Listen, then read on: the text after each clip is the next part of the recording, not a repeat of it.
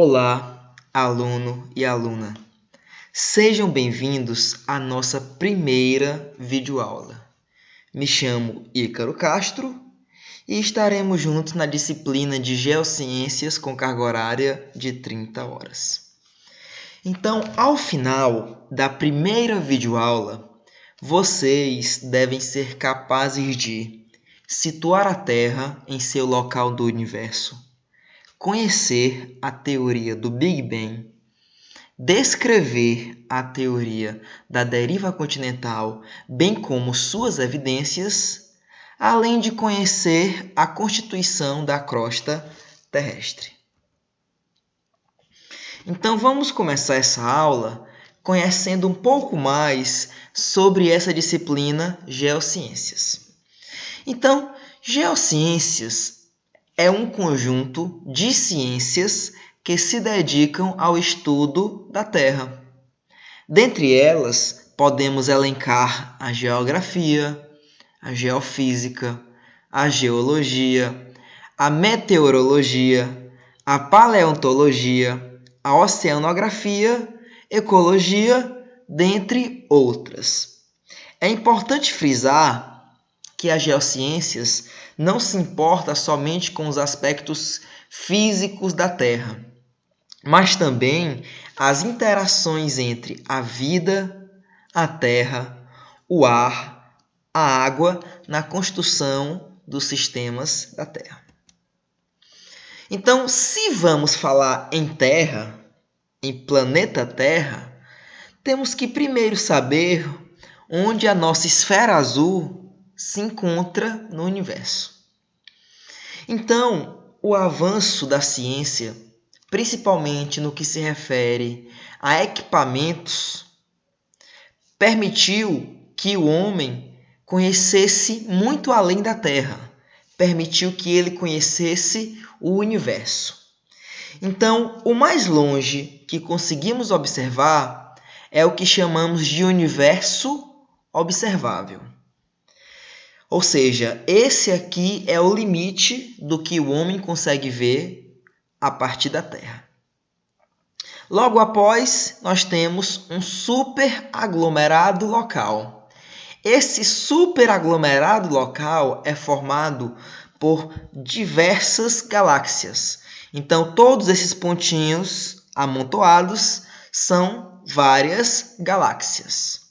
Se ampliarmos uma delas, nesse ponto, observaremos então o grupo local de galáxias. E ao ampliar essa galáxia da sua direita, teremos a Via Láctea. Via Láctea, que então é a galáxia a qual a Terra pertence. Então, nessa galáxia se encontra a Terra e, claro, o nosso sistema solar, sendo a Terra o primeiro, segundo, terceiro planeta após o Sol. Então, se fizermos uma ampliação da foto da Via Láctea, é perceptível que nosso sistema solar, bem como a gente, se encontra nesse pequeno ponto da Via Láctea, mostrando como o universo é infinito e como a Terra é uma pequena parte dele. Agora, o incrível de se pensar é que até um dia desse se acreditava que a Terra era o centro do universo. E essa teoria é chamada de geocentrismo, que só foi derrubada no século XIV. Até 1923, menos de um século, se achava que o universo ele ia até a Via Láctea. Entretanto, um cientista chamado Edwin Hubble, ele, ao observar a estrela V1, percebeu que ela se encontrava fora da Via Láctea, mostrando que a Via Láctea não é o limite do universo e que existe muito mais além dela. O avanço da ciência permite dizer que hoje existem 400 bilhões de galáxias, onde cada uma delas abriga bilhões de sistemas solares e bilhões de planetas. Por isso que é quase impossível não haver vida em outro planeta, uma vez que nós conhecemos uma galáxia, bem, que é a nossa, e nela tem vida. Então, por que em outras bilhões de galáxias não poderia também existir vida? Então, essa ideia de como surgiu o universo ou como surgiu a vida, ela já é muito debatida, principalmente entre as religiões. Várias religiões têm a sua forma de explicar como surgiu o universo, como surgiu a vida. A ciência não tem como provar isso. Entretanto, ela se utiliza a partir de dados científicos e formula teorias para esse surgimento. Falando em teoria, temos que lembrar uma teoria muito importante de Albert Einstein, que é a teoria da relatividade.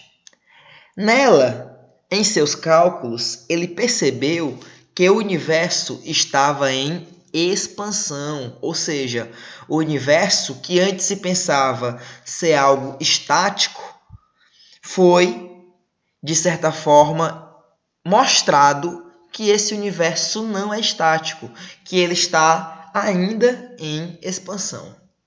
Então, essas ideias de Albert Einstein levaram diversos cientistas a começar a investigar esse fato. E Ed Hubble, o que também foi citado anteriormente, percebeu que as galáxias se afastavam. E mais do que isso, percebeu que quanto mais distante uma galáxia da outra, maior a velocidade do afastamento. Então, pensem comigo.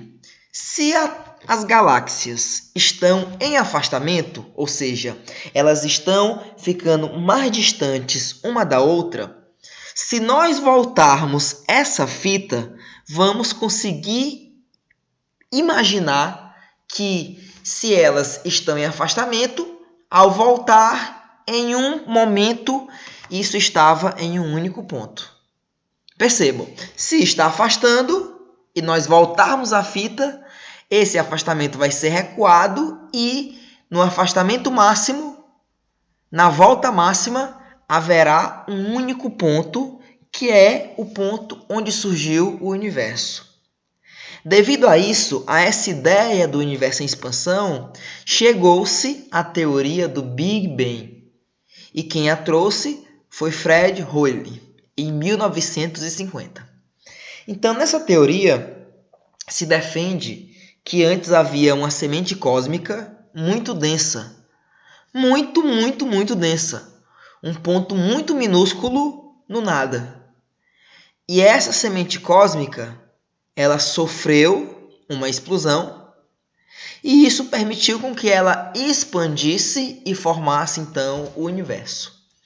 Isso aconteceu há cerca de 13,7 bilhões de anos, ou seja, se voltarmos a fita a 13,7 bilhões de anos, havia somente um único ponto que iria gerar tudo que nós conhecemos.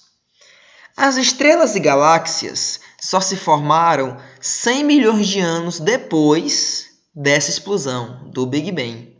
E a nossa Terra, que é um planetinha novo, se formou há 4,6 bilhões de anos atrás. Então a Terra já era um planeta novo e o universo já tinha seus 9 bilhões de anos. Então, é incrível imaginar que a Terra atual não é igual à Terra de 200 milhões de anos atrás, por exemplo.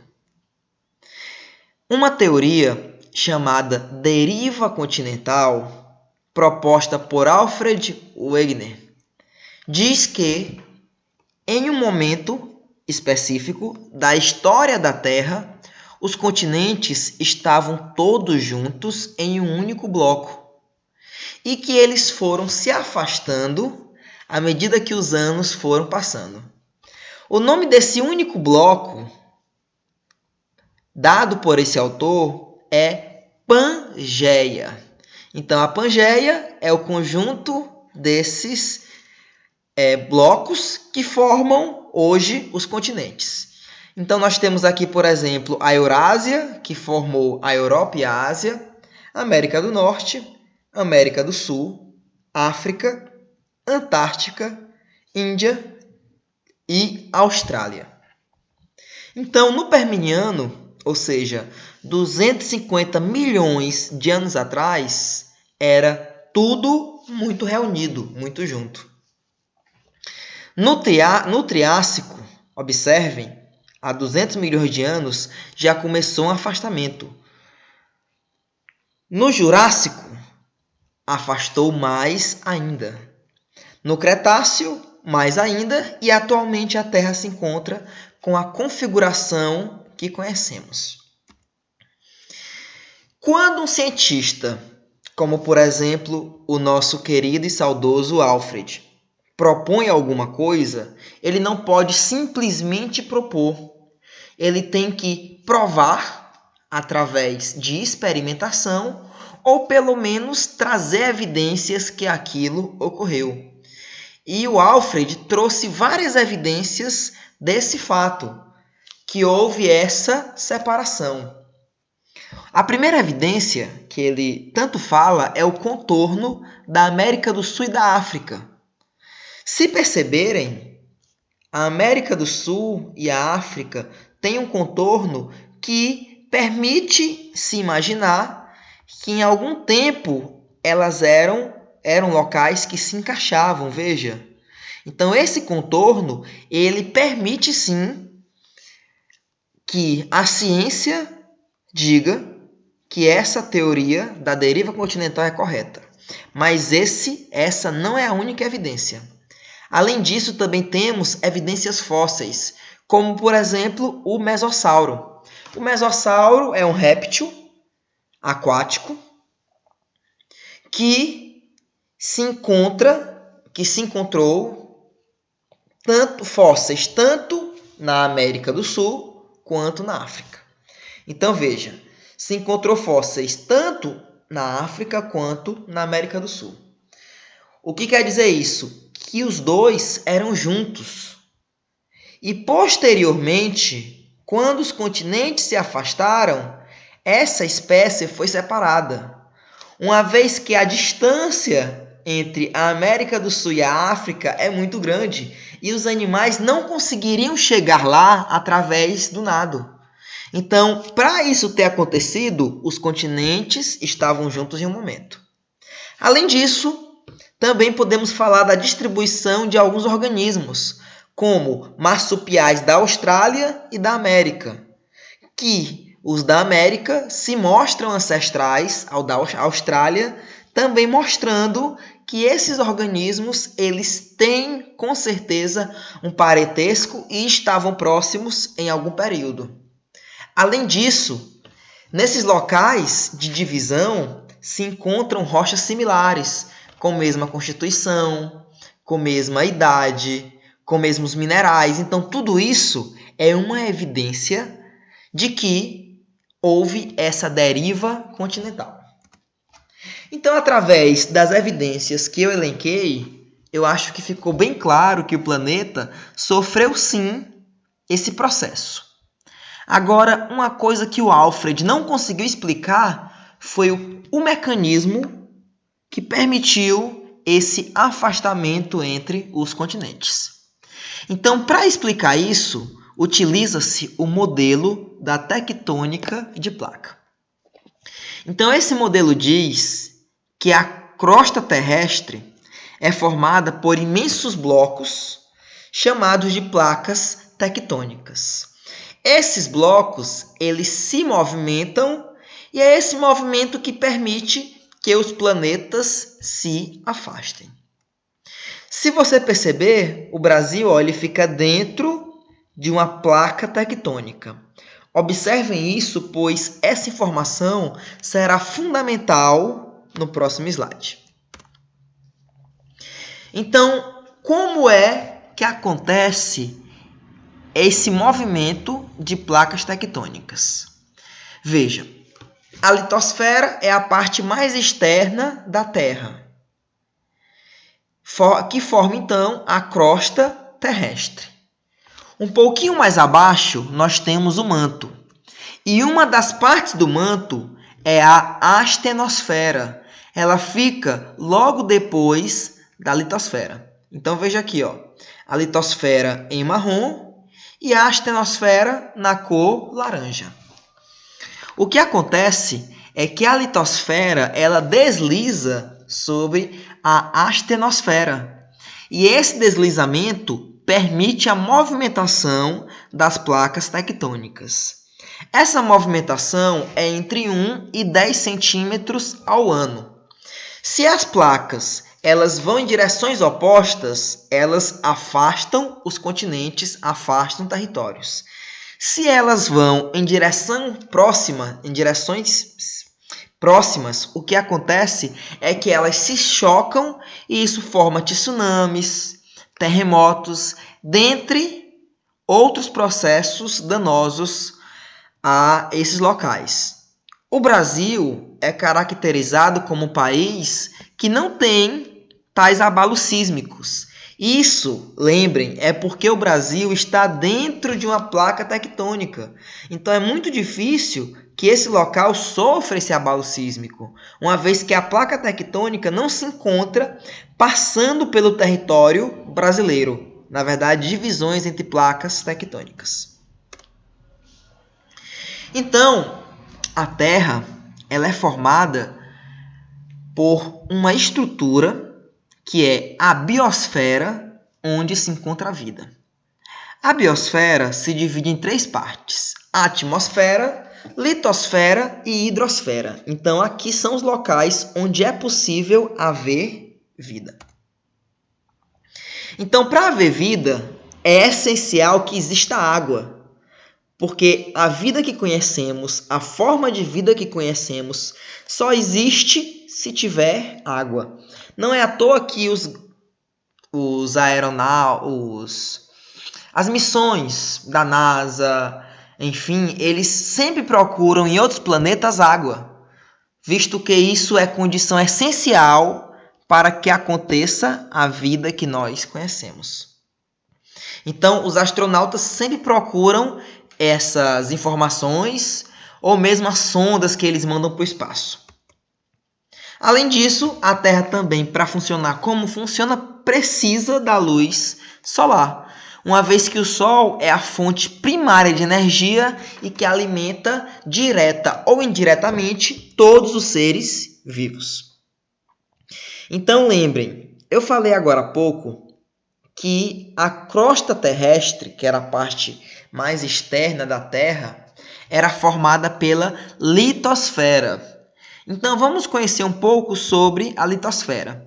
Lítios vem de pedra. Esfera quer dizer que é arredondada, enfim.